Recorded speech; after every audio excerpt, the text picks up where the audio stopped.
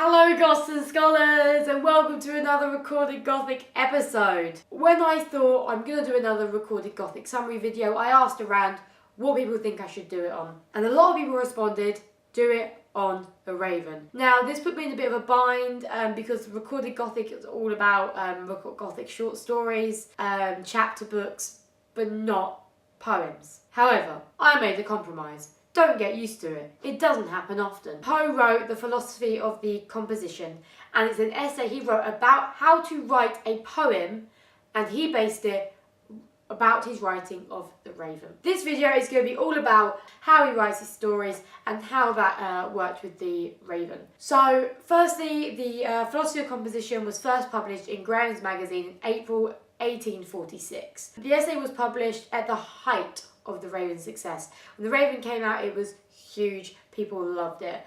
Ken Lindquist summarises this essay well, stating, "He countered the romantic assumption that the poet works in a fine frenzy of pure inspiration, offering a painstakingly deliberate account of the stages of composition of his most celebrated work." That is the perfect summary of this essay.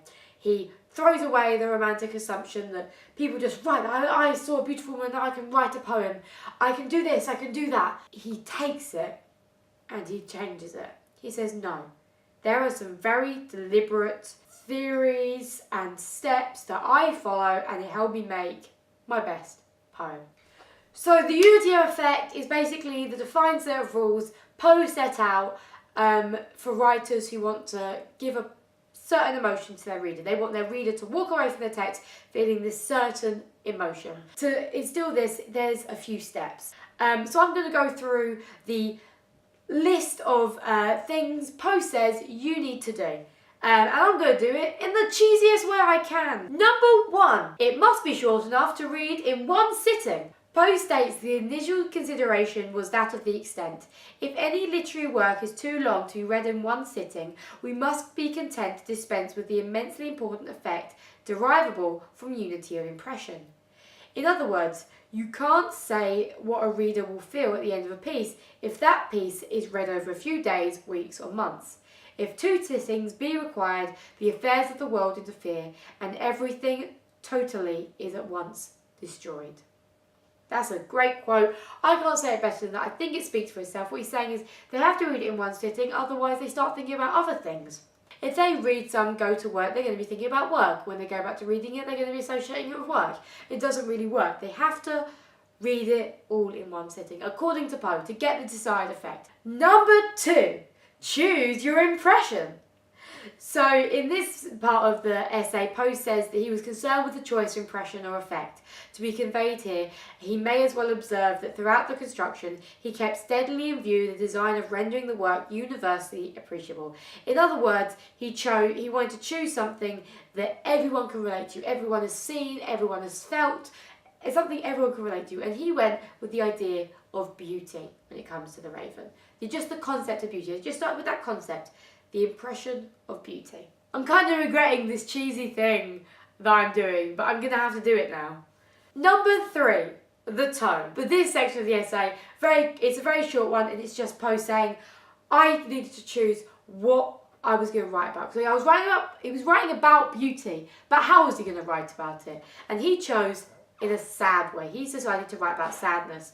Poe states, beauty of whatever kind in its supreme development invariably excites the sensitive soul to tears. Melancholy is thus the most legitimate of all poetical tones. Everyone's felt sad, everyone's seen beauty, mash them together, that's a universal poem. 4, the structure. So this bit was all about Poe saying how he was going to talk about love. And he says, the pleasure is to do solely from the sense of identity of repetition. I determined to produce continuously novel effect by the variation of the application of the refrain. The refrain itself remaining, for the most part, unvaried. I mean, he hasn't decided what his refrain is yet, but he stated that he wants to make sure that there is a refrain going throughout. And what was that refrain, you ask? That brings us to number 5. This section was all about what word Poe was going to use as his refrain. He knew he wanted a refrain, he wanted it to be sad. And he states that this inevitably led him to the long O as the sonorous vowel and the connection with the R as the most producible consonant. This is what caused him to choose the now famous Nevermore. It creeps me out just saying the word, to be honest. It does scare me. But he chose it because he knew he wanted those sounds. See, a lot of people have suggested that Poe was being sarcastic at this point. And I don't think so. I think he was that crazy. I think he went, I need a ooh word. An O, an O, and an R. We would have an American accent, but you know what I mean. And he just thought, Nevermore. Nevermore has those letters. That's what I want in my story. Number 6. What characters? So, Poe decided that there would be a bird of ill omen, he says. And he wanted the bird to be the one to repeat Nevermore.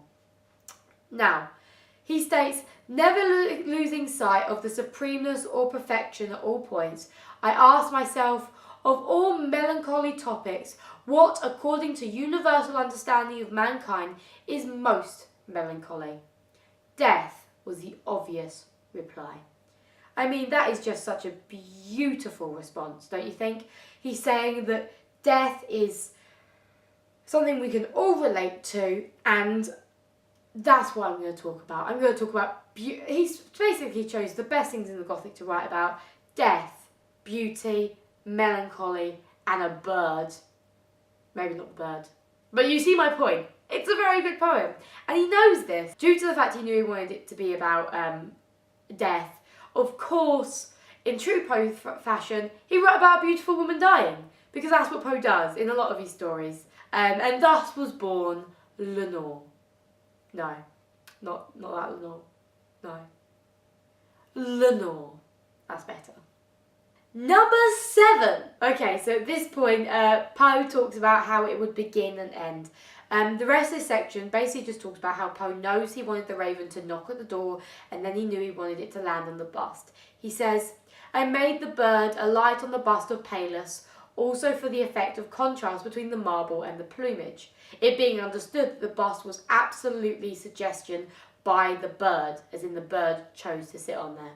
The bust of Pallas being chosen first as most in keeping with the scholarship of the lover, and secondly for the sorrowness of the word Pallas itself.